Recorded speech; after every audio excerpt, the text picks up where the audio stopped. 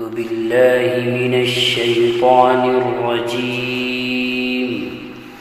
بسم الله الرحمن الرحيم. تبارك الذي بيده الملك وهو على كل شيء قدير. الذي خلق الموت والحياة ليبلوكم أيكم أحسن عملا وهو العزيز الغفور. الذي خلق 7 سماوات طباقا ما ترى في خلق الرحمن من تفاوت فارجع البصر هل ترى من فطور ثم ارجع البصر كرتين ينقلب إليك البصر خاسئا وهو حسير. ولقد زينا السماء الدنيا بمصابيح وجعلناها رجوما للشياطين وأعتدنا لهم عذاب السعير. وللذين كفروا بربهم عذاب جهنم وبئس المصير. إذا ألقوا فيها سمعوا لها شهيقا وهي تفور تكاد تميز من الغيظ كلما ألقي فيها فوج سألهم خزنتها ألم يأتكم نذير قالوا بلى قد جاءنا نذير فكذبنا وقلنا ما نزل الله من شيء إن أنتم إلا في ضلال كبير. وقالوا لو كنا نسمع أو نعقل ما كنا في أصحاب السعير فاعترفوا بذنبهم فسحقا لأصحاب السعير. إن الذين يخشون ربهم بالغيب لهم مغفرة وأجر كبير. وأسروا قولكم أو اجهروا به إنه عليم بذات الصدور.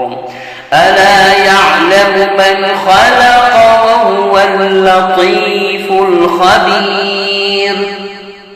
هو الذي جعل لكم الأرض ذلولا فامشوا في مناكبها وكلوا من رزقه وإليه النشور.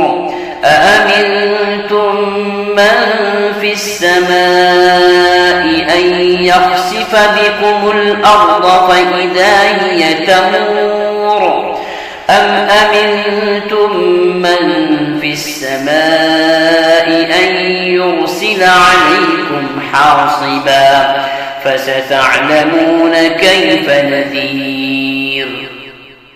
ولقد كذب الذين من قبلهم فكيف كان نكير.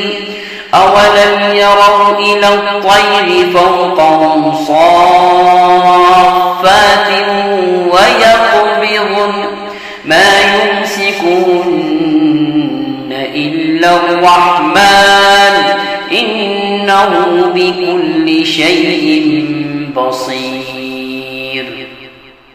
أمن هذا الذي هو جند لكم ينصركم من دون الرحمن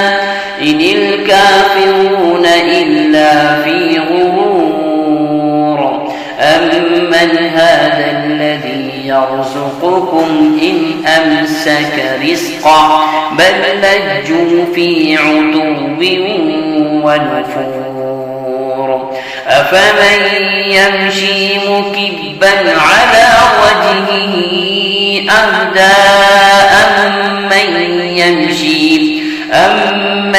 يمشي سويا على صراط مستقيم